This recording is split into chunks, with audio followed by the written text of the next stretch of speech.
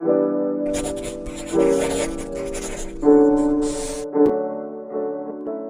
everyone, I'm Sara the Artminer. In this video, I'm gonna share with you habits that I adopted in my life to make me much more creative and more productive in the creative realm, which is really necessary if you're making any kind of creative work. It can be making movies, painting, making music. It can be anything that is around creativity. So I've been trying to hone these habits and try to define them, what they are actually, because most of them are happening kind of like unconsciously sometimes because of the fact that they have become habits. They're just habituation of my mind. And so I can start with something that is so subtle, but I do all the time. So it's stuffing my brain with information. If you know me in real life, you know that I spend a lot of time just learning things that are not even related to my career. It's just like my curiosity is important to me, and I always try to find ways to nourish my curiosity. Otherwise, I'm just gonna lose the ability to even create something. If you're not keeping your curiosity and passion for learning up, then when your knowledge diminishes, your ability to be excited about things also diminishes. And when you're not excited about things, it's impossible for you to create ideas and to come up with ideas that are so beautiful and exciting. It's just so obvious because you have to consume things that are good, that are meaningful, that have actually some sort of meaning and some sort of understanding behind it. Otherwise, you're just like consuming a lot of mindless content without even understanding what they're talking about, just like trying to watch the next one, the next one, the next one. That's detrimental to your artistic brain. It is absolutely unnecessary for you to even go on internet. I've been trying to not touch my phone for checking things out because that started a very bad spiral of just me being lost in the world of content that are so freaking meaningless. And it's not active, it's passive. It's like you're just trying to consume as if you're fooling yourself into thinking that you're learning something. But if you're actually watching a long video on YouTube, for example, that is talking about something, that is conceptualizing something. It's not about visuals all the time. It's more about thinking and grasping the idea and trying to have those aha moments, like when you're, wow, that makes sense. That was exactly what I was thinking about. And that person just put it into words. And those moments are really precious. So try to collect those moments as much as you can, because those are actually when you're feeding your curiosity. Otherwise, you're just trying to waste your time. That's it. You're trying to kill time because, I don't know, maybe you think that is a productive thing, but it's not. It's not. And we fool ourselves so many times.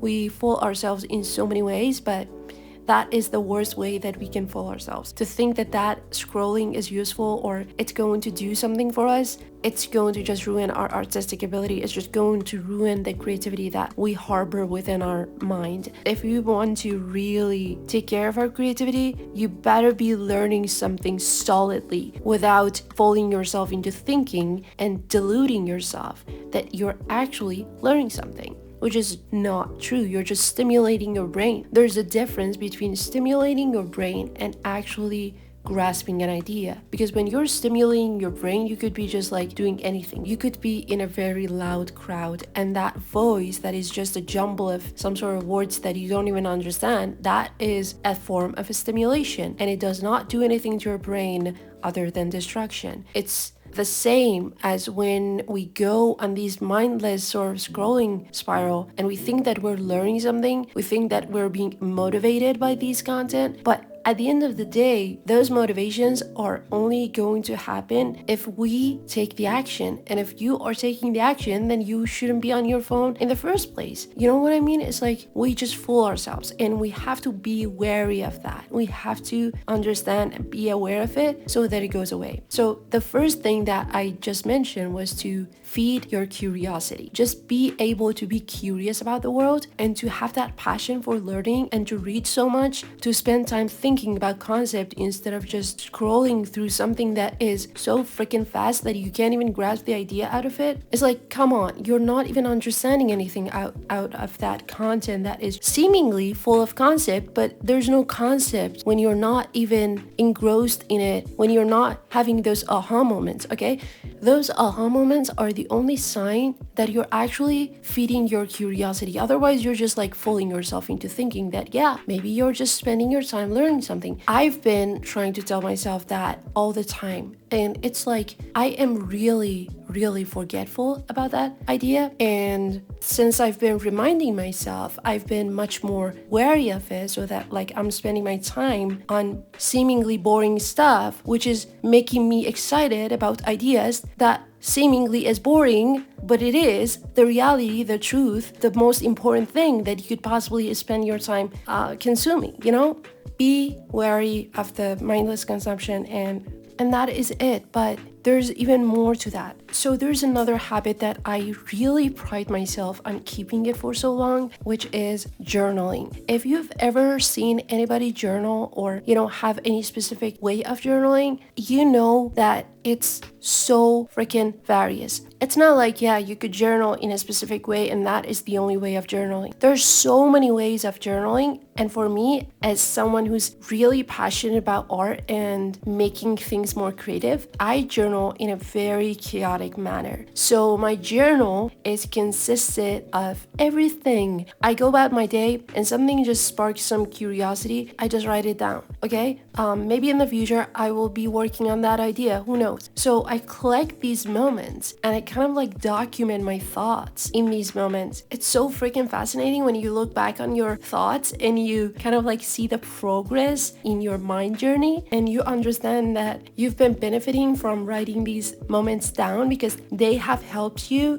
to solidify them in your mind. So like, just because you pay attention, you're now more likely to remember it later. You're more likely to have it in your mind so that later when you're trying to come up with ideas, those are going to help you connect different ideas together and create a novel idea. The more you stuff your brain with creative things and learning and knowledges and everything that you come across in daily life, the more creative you become. It's not only about consuming something out of a book or out of a video, it's about observing your real life. So by journaling, I have developed this habit of observing the world. Not just like going about my day and trying to get to tomorrow and trying to finish my project. No, that's not the way that I try to approach my day. I approach my day as if every moment is full of ideas. That makes you into a sponge. There's so many information that you absorb and you're getting something out of your day instead of your day getting something out of you, which is your time.